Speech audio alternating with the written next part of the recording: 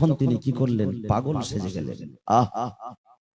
পাগল সেজলেন। কেন পাগল সাজলেন?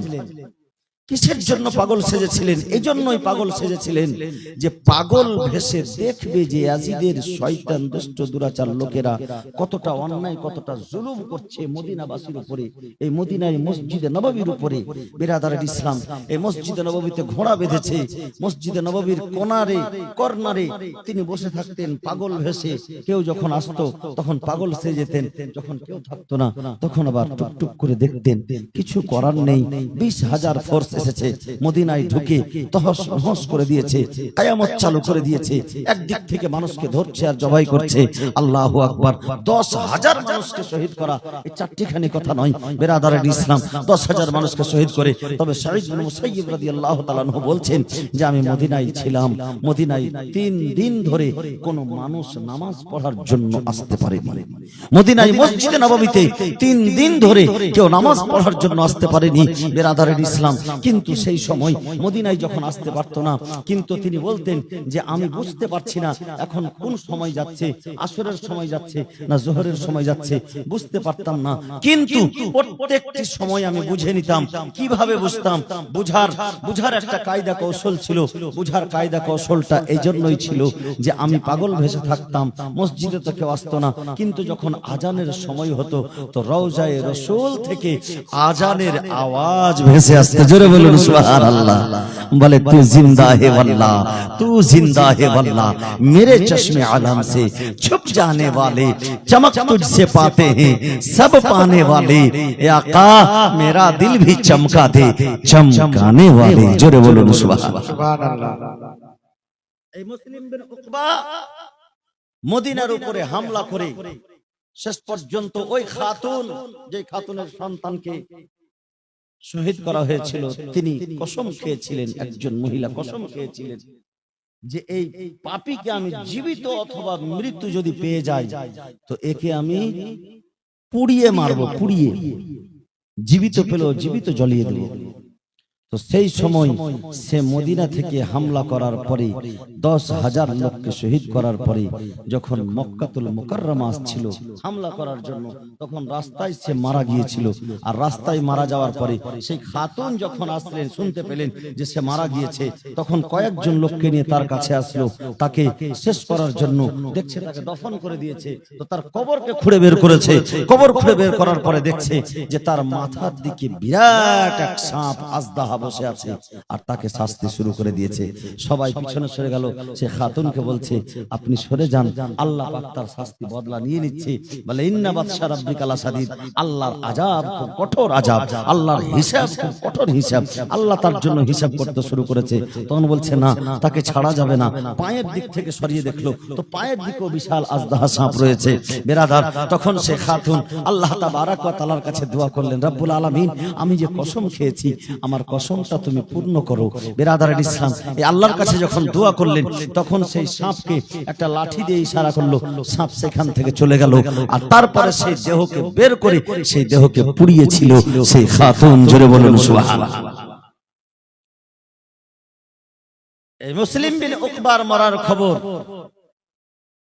তারপরে হুসাইন বিন নামির নামক একজনকে সিপে সালার করলো। কে? ইয়াজিদ। হুসাইন বিন নামির। তবে হুসাইন, আমার হুসাইনের নাম হুসাইন আর এই নামও হুসাইন। এটা সাদ দিয়ে হুসাইন, ওটা সিন দিয়ে হুসাইন, একটু ডিফারেন্স আছে। আমার আকা হুসাইন উনি আলাদা, এটা হুসাইন হচ্ছে আলাদা। এই হুসাইন বিন নামিরকে মক্কাতুল মুকাররমায় সেই ফোর্স পাঠিয়ে তখন সেখানে যুদ্ধ শুরু করেছিল। আর সেইখানকার যিনি গভর্নর ছিলেন মক্কাতুল মুকাররমার গভর্নর, অর্থাৎ তিনার হাতে বাইত গ্রহণ করেছিল হযরতে, তিনার নাম হচ্ছে হযরতে আব্দুল্লাহ বিন জুবাইর। হযরতে জুবাইরের ছেলে আব্দুল্লাহ। আমি প্রথমেই বলেছিলাম, প্রথম দিন যেদিন জীবনী শুরু করেছিলাম, যে 4 জন ব্যক্তিকে নিয়ে ইয়াজিদ দুশ্চিন্তায় ছিল। 1 নম্বর হুসাইন, একজন হচ্ছে হযরত আব্দুর রহমান বিন আবু বকর, একজন হচ্ছে আব্দুল্লাহ বিন উমর, আর একজন হচ্ছে আব্দুল্লাহ বিন জুবাইর। তো এই আব্দুল্লাহ বিন জুবাইর মুলকে শাম কি বলে যে মক্কাতুল মুকাররমায় তিনার হাতে সকলে বাইত গ্রহণ করেছিল। যখন শুনলো ইমাম হোসেন শহীদ হয়েছেন, তখন সকলে আব্দুল্লাহ বিন জুবাইরকে খলিফা বানিয়েছিলেন মক্কাতুল মুকাররমায়। হযরত আব্দুল্লাহ বিন জুবাইর রাদিয়াল্লাহু তাআলা আনহু মক্কাতুল মুকাররমার হেফাজতের জন্য মুসলমানদেরকে নিয়ে প্রচুর চেষ্টা করেছিলেন, যুদ্ধ চালিয়েছিলেন। বেশ কিছুদিন যুদ্ধ, কয়েকদিন যুদ্ধ চলতেছিল। বিরাদারের ইসলাম, এই সনটা ছিল 64 হিজরি সন। কত সন?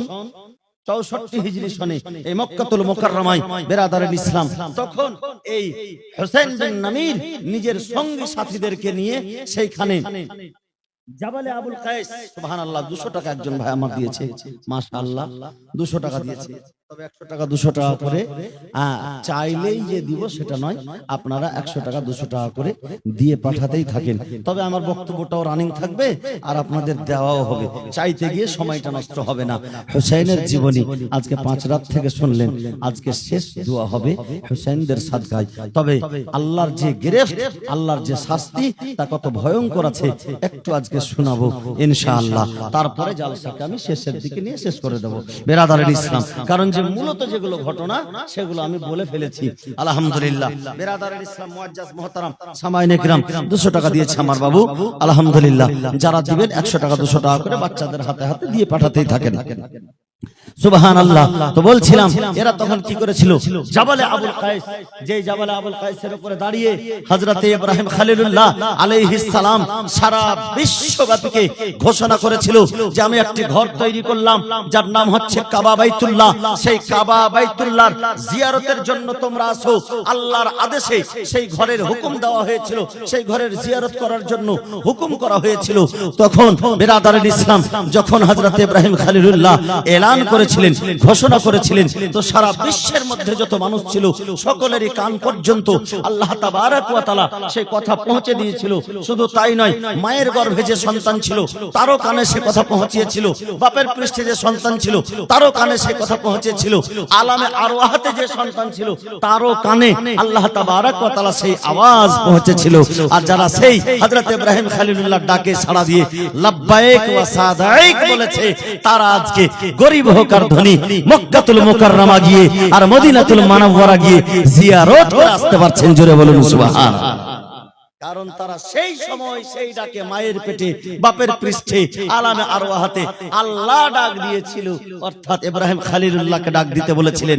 আল্লাহ তাআলার ডাকে যারা সাড়া দিয়ে লাব্বাইক মানে আমি উপস্থিত আছি কথা বলেছে, লাব্বাইক মানে আমি উপস্থিত আছি যারা বলেছে, আল্লাহ পাক তাদের কপালে হজ লিখে দিয়েছে। জোরে বলুন সুবহানাল্লাহ।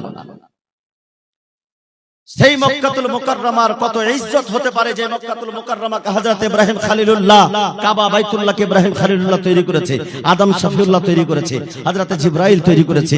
বিরাদারান ইসলাম, আমার রাসূল পাক সাল্লাল্লাহু আলাইহি সাল্লাম নিজেই কাবা বাইতুল্লাহ নির্মাণ করেছেন। সেই কাবা বাইতুল্লাহর উপরে হামলা আর কি হতে পারে?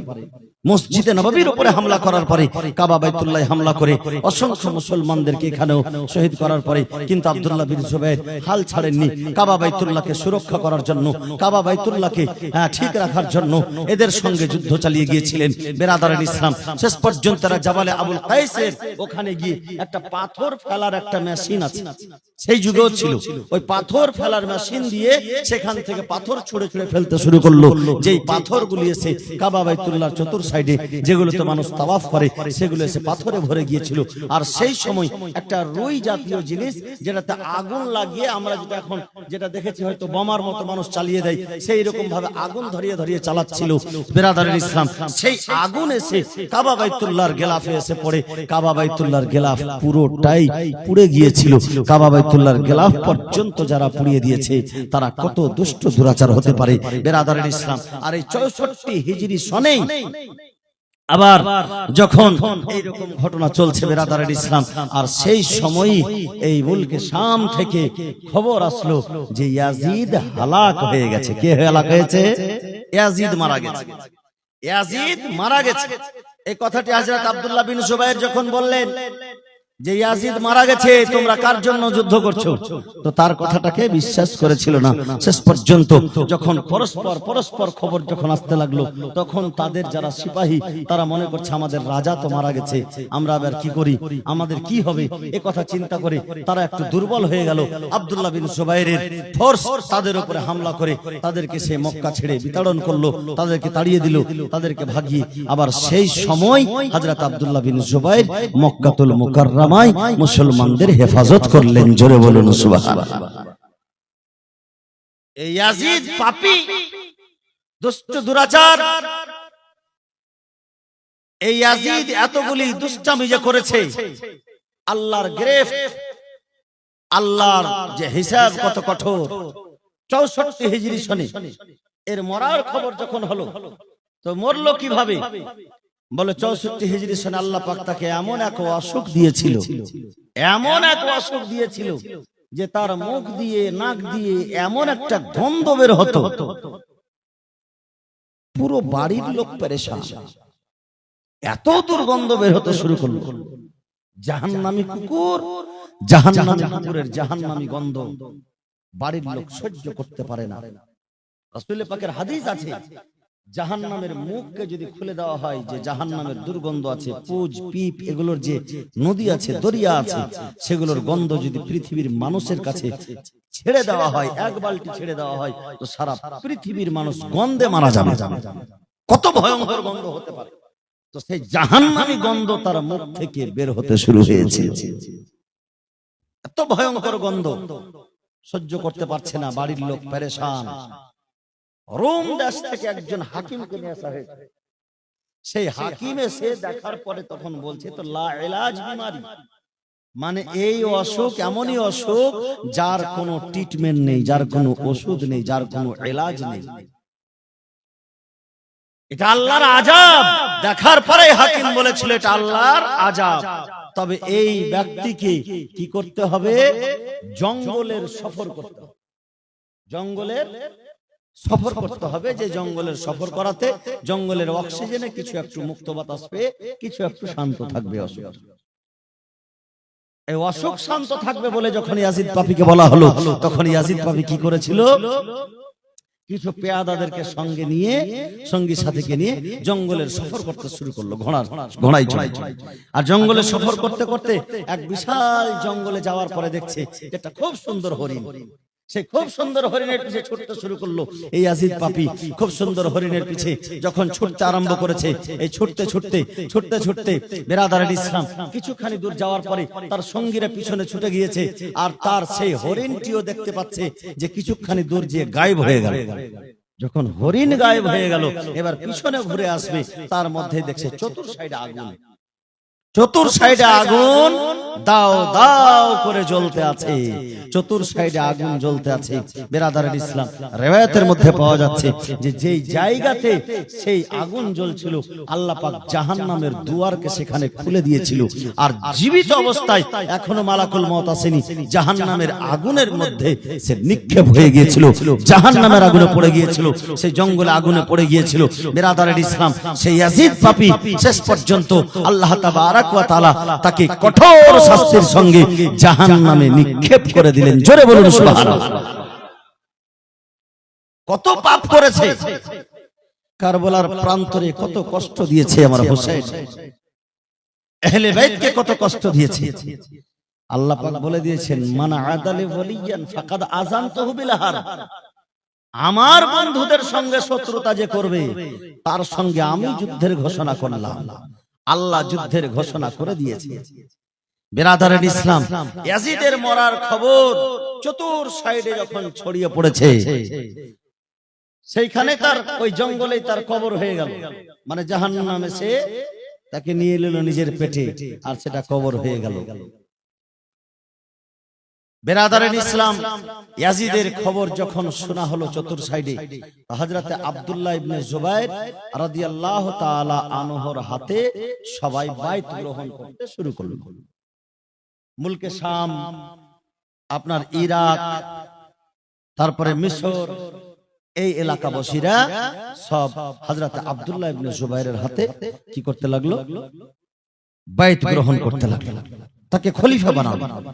আর এইদিকে ইয়াজিদের যে মুলকে শামে যে রাজত্ব, এই রাজত্বকে ভারসাম্য দেওয়ার জন্য ওই ইয়াজিদেরই একটি ছেলে যার বয়স হচ্ছে 21 বছর, যার নাম হচ্ছে মুআবিয়া।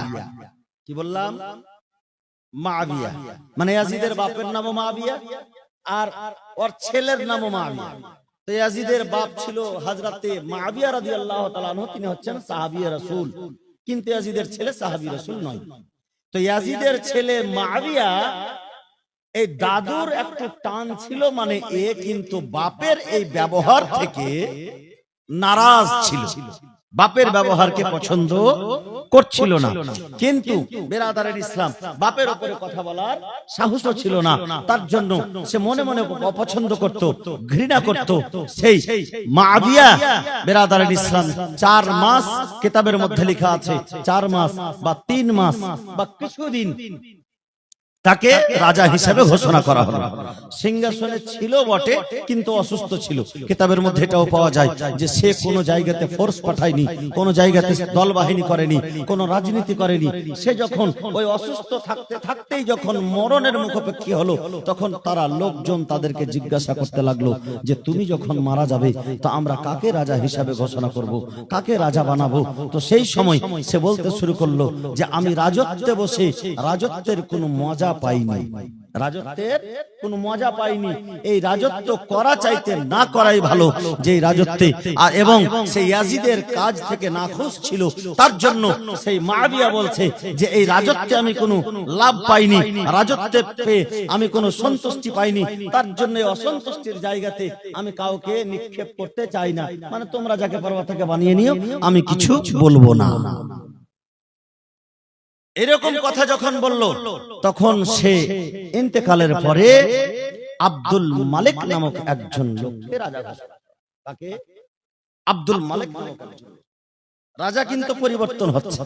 এই আব্দুল মালিকের কথা বলা হচ্ছে যে তিনি কোরআন হাদিস ফিকহ সুন্নাতের জ্ঞান রাখতেন, কোরআন হাদিস ফিকহ সুন্নাতের জ্ঞান রাখতেন।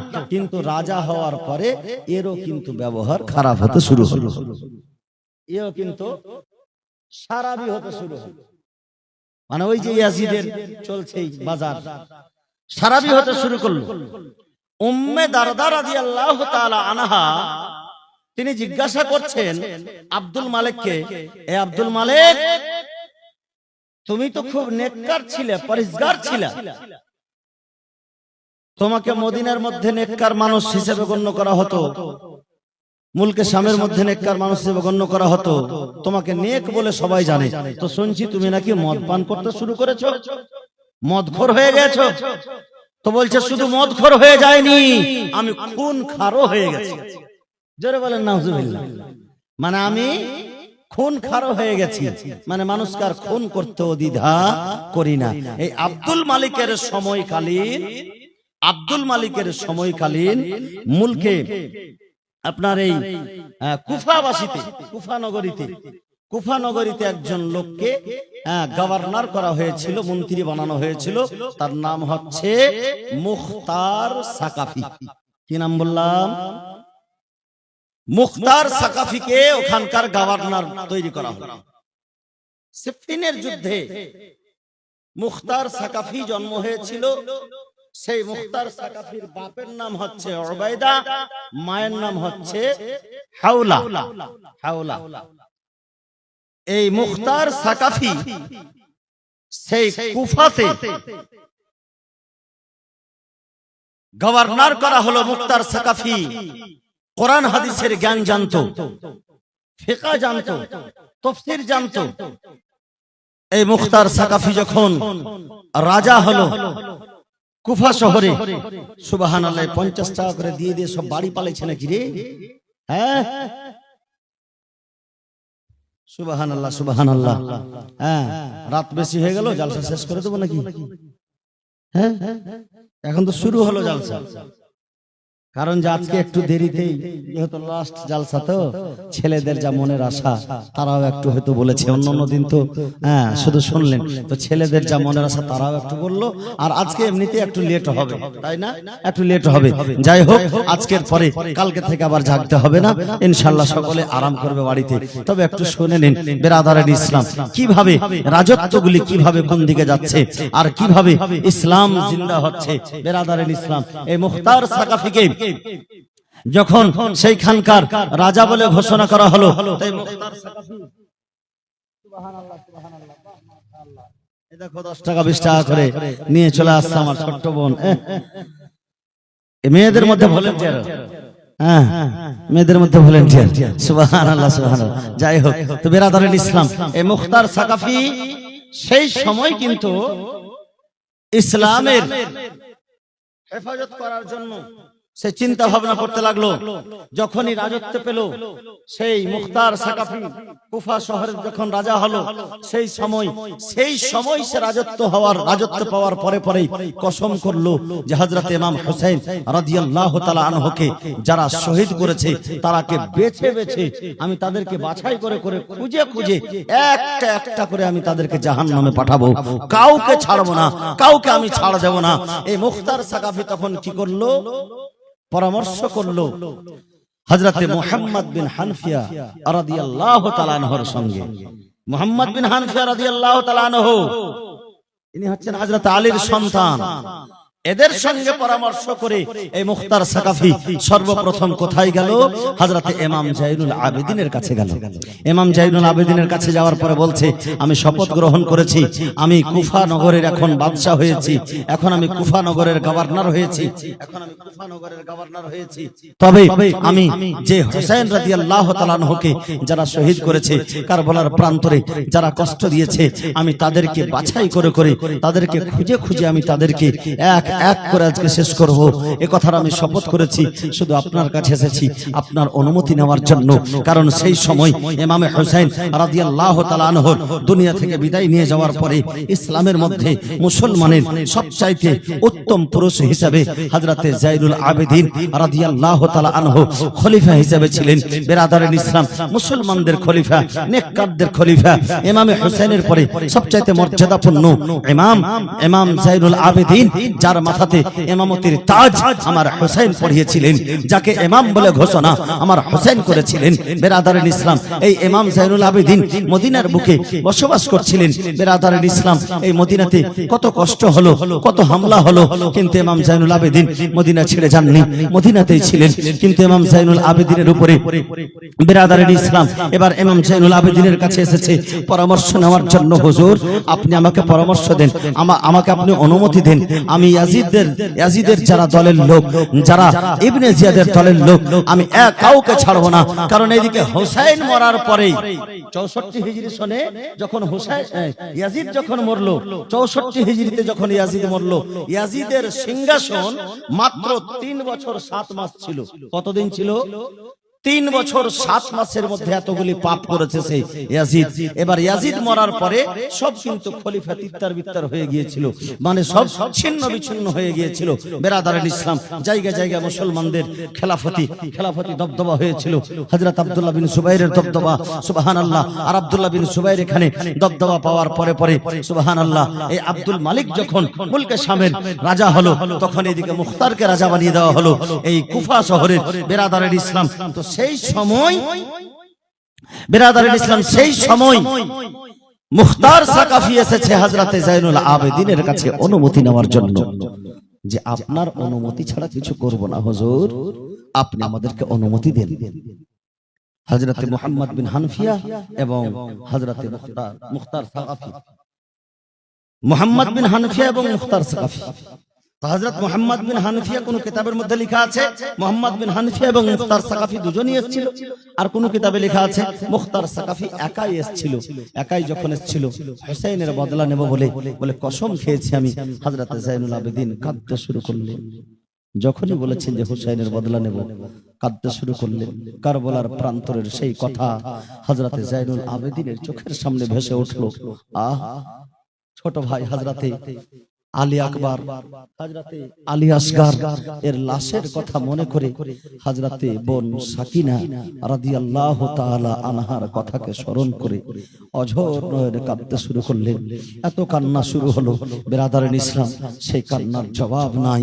সেই এমন কান্না শুরু হয়েছে বিরাদারিন ইসলাম, মুআজ্জাজ মুহতারাম সামাইনে কিরাম সেই কান্না করতে করতে বলছে, মুখতার তুমি যে ইরাদা করেছো, তুমি যে মন্তব্য করেছো, কিন্তু যদি তুমি তাদেরকে খুঁজে না পাও, তারাকে যদি তুমি তাদের সঙ্গে যদি না পারো, বলে হুজুর আপনি শুধু অনুমতিটা দেন, তারা যদি সাপের গর্তে ঢুকে যায়, তারা যদি পিঁপড়ার গর্তে ঢুকে যায়, সেখান থেকে টেনে বের করে তাদেরকে আমি তড়পিয়ে তড়পিয়ে তাদেরকে শেষ করব, কাউকে ছেড়ে দেব না। এইরকম কথা যখন ওয়াদাবদ্ধ হলো, চুক্তি করলো, তখন হযরত ইমাম জয়নুল আবেদিন রাদিয়াল্লাহু তাআলা আনহু তিনি অনুমতি দিলেন, ঠিক আছে যাও, আল্লাহ যেন তোমাকে কামিয়াব করে। দুয়ার সঙ্গে তাকে বিদায় করলো। সে যখন আসার পরে সিংহাসনে আসন গ্রহণ করলো, আসন গ্রহণ করার পরে পরেই ঘোষণা করে দিল, শোনো, হুসাইনের সঙ্গে যারা শত্রুতা করেছিল, হুসাইনকে যারা শহীদ করেছিল, তাদের প্রত্যেকটাকে আমার দরবারে হাজির করো, প্রত্যেকটাকে আমার দরবারে হাজির করো। আবু আম্মারা তার সিপে সালার ছিল, ডান হাত মনে করে, ওই আবু আম্মারাকে দিয়ে সিপাহীর মাধ্যমে শুরু করলো খোঁজ লাগাতে। কিন্তু সর্বপ্রথমে সে খুঁজতে গেল ইয়াজিদের কবর। ইয়াজিদের উপরে কত রাগ আছে কিতাবের মধ্যে যেটা পাওয়া যায়, যে ইয়াজিদ তো মরে গেছে আগে 64 হিজরিতে, আর এই ঘটনা হচ্ছে 65 হিজরি সনে, মানে 65 হিজরি শুরু হয়ে গেছে। 65 হিজরিতে এই কুফা শহরের রাজা বাদশা হওয়ার পরে কিন্তু ইনি শুরু করে দিয়েছেন তাদের সঙ্গে জিহাদ ঘোষণা করে দিয়েছে। এবার ওই ইয়াজিদের কবর গিয়েছে, বলে ইয়াজিদের কবর যেখানে জঙ্গলে সে মরেছিল, জাহান্নামে পুড়েছিল, বলে সেই জায়গাতে খুঁড়তে শুরু করেছে। বলে পুরা কিছু হাড্ডি পেয়েছে, পুরা কিছু হাড্ডি পেয়েছে। সেও আবার পুরা হাড্ডি পাওয়াতেও আল্লাহু আকবার, আল্লাহর আযাবে সে গ্রেফতার ছিল। তখন সে বলছে যে এই হাড্ডির উপর আবার আগুন লাগাও, মানে রাগ সহ্য হচ্ছে না আমার, হুসাইনের সঙ্গে অবস্থা, মদিনাতুল মুনাওয়ারায় পাক দামান মেয়েদের সঙ্গে তুমি এই কাজ করেছো, মদিনাতুল মুনাওয়ারায় 700 সাহাবীকে তুমি শহীদ করেছো, এই ইয়াজিদকে ছাড়া যাবে না। ইয়াজিদ তো মরে গেছে, মরার উপরেও তার উপরে দুনিয়াতে আযাব দেওয়ার, কষ্ট দেওয়ার চেষ্টা করছে। বেরাদারিন ইসলাম, হযরত ইবনে হাজার মাক্কি রাদিয়াল্লাহু তাআলা আনহু বলেন যে যারা হুসাইনকে শহীদ করিয়েছিল, যারা কারবালার প্রান্তরে উপস্থিত ছিল 22,000 সৈন্য, শুধু তাই নয়, যাদের অন্তরের মধ্যে এই কথা ছিল যে হুসাইন মারা গেছে তো ভালো হয়েছে, যারা হুসাইনকে কতল করার ইরাদা করেছিল কিন্তু যুদ্ধে যায়নি, তাদেরকেও আল্লাহ তাবারক ওয়া তাআলা দুনিয়া থেকে এমনি দুনিয়া থেকে মরণ দেয়নি, দুনিয়াতেও তাদেরকে শাস্তি দিয়েছে, আর আখিরাতেও সর্বদা তারা জাহান্নামের শাস্তি উপভোগ করবে। জোরে বলুন সুবহানাল্লাহ। রিওয়ায়াতের মধ্যে পাওয়া যায় আল্লাহ তাবারক ওয়া তাআলা একটি সাপকে সৃষ্টি করেছে, জাহান্নামের সাপ। সুবহানাল্লাহ, মাশাআল্লাহ। একটি বোন আমার কিছু টাকা দিয়ে গেছে, মায়েরা আমার বাড়ি পালাবেন, পালিয়ে যান, কিন্তু 100 টাকা করে দিয়ে যান। কেউ 100 টাকা করে বাড়ি নিয়ে যেন না, যারা এসছেন 100 টাকা করে দিয়ে যাবেন, আর কেউ যদি বাড়ি চলে যান তবুও দিয়ে যাবেন, দোয়া হবে, যারা চলে যাবে তাদের নামে দোয়া হবে। হ্যাঁ, এই বাচ্চাদের হাতে 100 টাকা করে টাকা দিয়ে পাঠাবেন আমার হুসাইনের জন্য। আজকে হুসাইনের মুহাব্বতে, আহলে বাইতের মুহাব্বতে যা দিবেন ইনশাআল্লাহ শেষ দোয়া সকলের আত্মীয় স্বজনের নামে, কারোর বাবা মরেছে, মা মরেছে, ভাই মরেছে, বোন মরেছে, আত্মীয় স্বজন যারা মারা গেছে তাদের সকলের নামে দোয়া হবে। আমি কাউকে জোর করব না, বলে মাঙ্গো উসি সে जो दे खुशी से कहो उसी से जो ना कहे किसी से। হ্যাঁ, তবে যারা খুশি মনে যারা দিয়ে যাবে তারাই দিয়ে যাবে, জোর করে কারোর কাছে চাওয়া যাবে না। বেরাদারিন ইসলাম, মুআজ্জাজ মুহতারাম, কারণ যে হুসাইনের মুহাব্বত জোর করে প্রকাশ করা যায় না। আজকে থেকে আপনারা 5 দিন ধরে বুঝতে পারলেন যে হুসাইনের মুহাব্বতকারীর ইনাম কেমন রয়েছে, আর হুসাইনের সঙ্গে শত্রুতাকারীর শাস্তি কি রয়েছে। এই ইয়াজিদকে এইখানে বেরাদারিন ইসলাম পুড়িয়ে দেওয়ার পরে রিওয়ায়াতের মধ্যে পাওয়া যাচ্ছে যে আল্লাহ তাবারক ওয়া তাআলা একটি সাপকে তৈরি করেছে। সেই সাপ সব সময়ের জন্য আল্লাহর কাছে দোয়া করছে, রব্বুল আলামিন, হে পরওয়ারদিগারে আলাম, তোমার হুসাইনের যারা কাতিল তারাকে তুমি আমাকে দিয়ে দাও, যাতে আমি তাদেরকে শাস্তি দিই। আল্লাহু আকবার। সেই সাপ যেমন তেমন সাপ আল্লাহ তাবারক ওয়া তাআলা সৃষ্টি করেনি। জাহান্নামের সাপ এই দুনিয়ার সাপের মতো সাপ নয়। জাহান্নামের সাপ যদি দুনিয়াতে একবার ছবল মেরে দেয়, কিয়ামত পর্যন্ত দুনিয়াতে কোনো ঘাস বের হবে না, পুরো মাটি তাঁবা হয়ে যাবে। তাদেরকে আল্লাহ পাক বিষ কত দিয়েছে, প্রতিদিন বিষ বিচরণ করছে সেই সাপ, আর আল্লাহর কাছে আরজ করছে, হে রব্বুল আলামিন, তুমি আমাকে সেই তোমার বান্দা যারা হুসাইনের সঙ্গে শত্রুতা করেছিল তাদেরকে আমাকে দিয়ে দাও। বিরাদারিল ইসলাম মুআজ্জাজ মুহতারাম, হারুন রশিদের জামানায় হারুন রশিদ যখন খেলাফতের আসনে আসক্ত হলো, তো হারুন রশিদ বলেছিল যে এমন একজন লোককে বলো আমার কাছে নিয়ে এসো যে আশ্চর্য ঘটনা নিজের চোখে দেখেছে আর না হলে নিজের কানে শুনেছে। এরকম একজন লোককে দিয়েছে যে আশ্চর্য ঘটনা আমার কাছে এসে বর্ণনা করে। তো সেই লোকটি, আল্লাহু আকবার, তার সিপাহীরা কি করলো, ওই লোককে খোঁজার জন্য গেল, পুরো কুফা শহরে খুঁজলো কিন্তু পাইনি। যখন না পাওয়ার সঙ্গে কুফাতে একজন খাতুন ছিল, পরহেজগারিনী ছিল, আরেফা, আবেদা, জাহেদা, নেককার আল্লাহর ওলিয়া ছিলেন। সে আল্লাহর ওলিয়ার কাছে যখন গেলেন তখন বলছে, যাও অমুক জায়গাতে একটি লোক আছে, সেই লোকটাকে নিয়ে এসো। তো সেই লোকটাকে যখন নিয়ে আসা হলো, তো সেই লোকটা চোখের অন্ধ, পায়ের আপাহিজ, পা নাই, আর তারপরে কি নাই, হাত নাই, কানে শুনতে পাই না, খালি মুখে কথা বলতে পারে। তো সেই লোকটাকে দেখে বলছে যে আরিফ, আবেদা, জাহেদা মেয়েটি আমাদেরকে মনে হয় রহস্য করলো। তার আবার ঘুরে এসছে, বলে কই, তার তো হাত নাই, চোখ নাই, তার কান নাই, তার পা নাই, সে এসে আবার কি আজীব ঘটনা বলবে, কি আশ্চর্য ঘটনা বলবে। বলে আশ্চর্য ঘটনার জন্য বলার জন্য চোখের প্রয়োজন হয় না, কানের প্রয়োজন হয় না, পায়ের প্রয়োজন হয় না, তার জবান যদি চলে, মুখ যদি চলে, তাকে নিয়ে এসো, সে আশ্চর্য ঘটনা শোনাতে পারবে। জোরে বলুন সুবহানাল্লাহ। তখন সেই সময় সেই ব্যক্তিকে যে হারুন রশিদ বাদশার কাছে নিয়ে আসা হলো, ঝুলাওনাতে করে, দোলনাতে করে নিয়ে আসা হলো। নিয়ে আসার পরে তাকে বলছে, তুমি নাকি আশ্চর্য ঘটনা জানো, সেই আশ্চর্য ঘটনা তুমি আমাদের সামনে বয়ান করো, আমরা শোনার জন্য তোমাকে ডেকেছি। সুবহানাল্লাহ, আমার মাসি আজকে 200 টাকা নিয়ে এসেছে শেষ রাত্রে। সুবহানাল্লাহ, মাশাআল্লাহ, আল্লাহ পাক যেন দানকে কবুল করেন, আমিন সুম্মা আমিন। বেরাদারিল ইসলাম, শুনে রাখুন ঘটনা, আমার হুসাইনের সঙ্গে শত্রুতা করার পরিণতি কি হতে পারে। সেই ব্যক্তিকে যখন নিয়ে আসা হলো, তো সেই ব্যক্তি বলছে, শোনো, আমি স্বপ্ন যোগে দেখেছিলাম। কিসে? স্বপ্নতে দেখেছিলাম। স্বপ্ন যোগে আমি দেখেছি যে একটা নদী আছে, সেই নদীর পাশে একটা বিশাল ঘর আছে, আর সেই ঘরের পাশে, সেই ঘরের ভিতরে বিশাল দাও দাও করে আগুন জ্বলছে ঘরের ভিতরে, আর উল্টো ভাবে কিছু মানুষকে বাধা রাখা হয়েছে ওই আগুনের উপরে। এবার আমি যখন কাছে গেলাম, দেখলাম, আমি মনে মনে ভাবছি, আল্লাহ, এরা আবার কারা?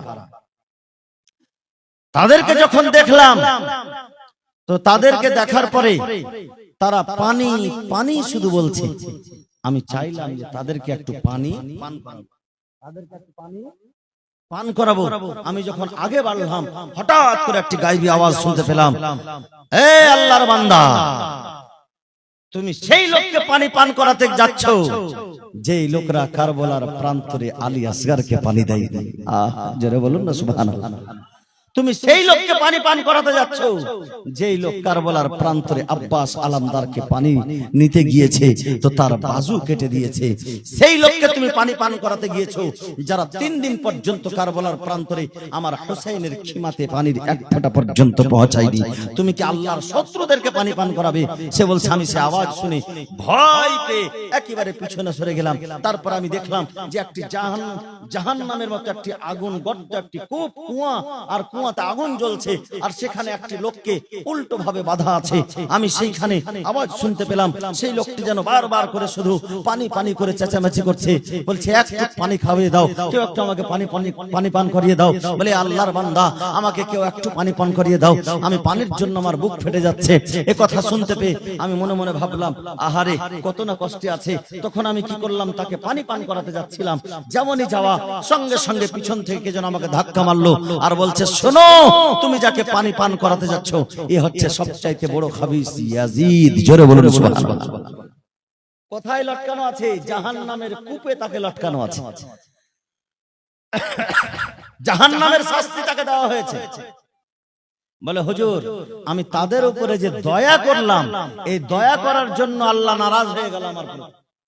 আল্লাহ নারাজ হয়ে গেল। নারাজ হয়ে যাওয়ার পরে বলছে, আমার বান্দা শোনো, তুমি তাদের প্রতি দয়া করে পানি পান করাতে গিয়েছো, তুমি যদি দুনিয়াতে শাস্তি নিতে চাও তো দুনিয়ার শাস্তি পাবে, আর যদি আখেরাতের শাস্তি নিতে যাও তো আখেরাতের শাস্তি কত ভয়ঙ্কর।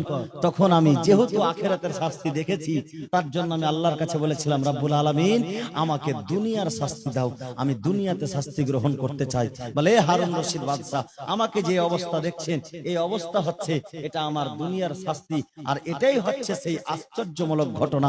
আমার এই ঘটনা আমি এখন পর্যন্ত কাউকে বলিনি। আমার চোখ ভালো ছিল, আমার কান ভালো ছিল, আমার হাত ভালো ছিল, আমার পা ভালো ছিল। আমি যে হাত দিয়ে, যে পা দিয়ে ওই ইয়াজিদিদের সাহায্য করার জন্য আগে বেরিয়েছিলাম, তার জন্য আমাকে আল্লাহ এই অবস্থা করেছে। আখিরাতের শাস্তি থেকে আমাকে মুক্তি দিয়ে দুনিয়ার শাস্তিতে শাস্তি দিয়েছে। যদি ইয়াজিদের একটু হিমায়ত করার জন্য, একটু তার সাহায্য করার জন্য যদি আল্লাহ পাক তাকে এতটা শাস্তি দেয়, তো ইয়াজিদি সেনাবাহিনীকে আল্লাহ কি কষ্টে রেখেছে। বলে কিয়ামত পর্যন্ত তারাকে ওই জাহান্নামের উপরে লটকে রাখানো হবে। জোরে বলো বিরাদার ইসলাম। সেই দুষ্ট দুরাচার পাপী ইয়াজিদের দলেরা যেই কষ্ট দিয়ে আমার হোসেন রাদিয়াল্লাহু তাআলা আনহুকে শাস্তি দিয়েছে, সেই শাস্তি তো তারাকেও পেতে হবে, কিন্তু আল্লাহর আযাব বড় কঠোর আযাব। বিরাদার ইসলাম, মুআজ্জাজ মুহতারাম, সেই ব্যক্তি এই কথা বলে দেওয়ার পরে বলছে, হুজুর জাহাপনা, আমাকে যেখান থেকে নিয়ে এসেছেন সেইখানে পৌঁছে দেন। আমার কান নাই, আমার চোখ নাই, আমার হাত নাই, আমার পা নাই, শুধু জবানটা আছে। আর এই জবান দিয়ে আল্লাহর কাছে আমি যতদিন বাঁচবো আল্লাহর কাছে ক্ষমা চাইতেই থাকবো। আল্লাহ গো তুমি আমার হেফাজত করো, আল্লাহ গো তুমি আমাকে মাফ করো, আল্লাহ গো তুমি আমাকে বাঁচিয়ে নাও। বিরাদারের ইসলাম, মুআজ্জাজ মুহতারাম, সাহাবায়ে কেরাম, এ হচ্ছে জাহান্নামের কুকুরদের শাস্তি। বিরাদারের ইসলাম, আর একটি আজীব ও গরীব ঘটনা ইমাম ইবনে হাজার মাক্কি আলাইহি রাহমাতুল্লাহ বয়ান করেন যে ইয়াজিদের সিপাহীদের মধ্যে একজন সিপাহী কালবুন নার, এই জাহান্নামী কুকুর আমার হোসেন রাদিয়াল্লাহু তাআলা আনহুর মাথা মোবারককে ঘোড়াতে বেঁধে দৌড়েছিল ঘোড়াকে।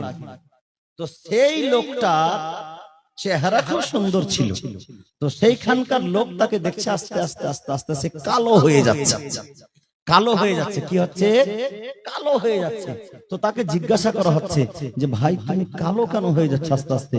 বলে ভাই আর বলো না, প্রতিদিন রাত্রে আমি যখন বিছানায় ঘুমাই, তো বিছানার ঘুমার পরে আমি দেখি যে আমাকে দুইজন লোক এসে ধরে নিয়ে যাচ্ছে, আর ধরে নিয়ে যাওয়ার পরে একটি কুয়া দেখতে পাচ্ছি, আর কুয়ার ভিতরে দাও দাও করে আগুন জ্বলছে।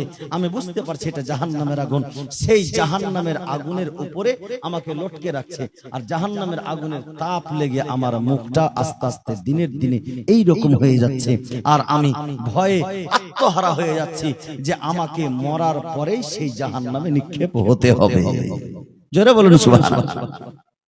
একটা কেউ ছাড়া যাবে না। এই মুখতার সাকাফি সঙ্গে সঙ্গে ঘোষণা করে দেওয়ার পরে সর্বপ্রথমে ঘোষণা করলো, যাও ইবনে সাআদ কোথায় আছে তাকে ধরে নিয়ে আসা হোক। এই ইবনে সাআদকে যখন আনতে গেল, আবু আমারা বলা হয়, ওই আবু আমারা কিছু সিপাহীকে নিয়ে মুখতারের হুকুমে ইবনে সাআদকে ধরতে গেল। ইবনে সাআদের বাড়িতে যে তাকে বলছে কোথায় আছে ইবনে সাআদ, তো বলছে ইবনে সাআদ নাই, ইবনে সাআদের ছেলে আছে। কে আছে? ইবনে সাআদের ছেলে, যার নাম হলো হাফস। যার নাম হলো হাফস।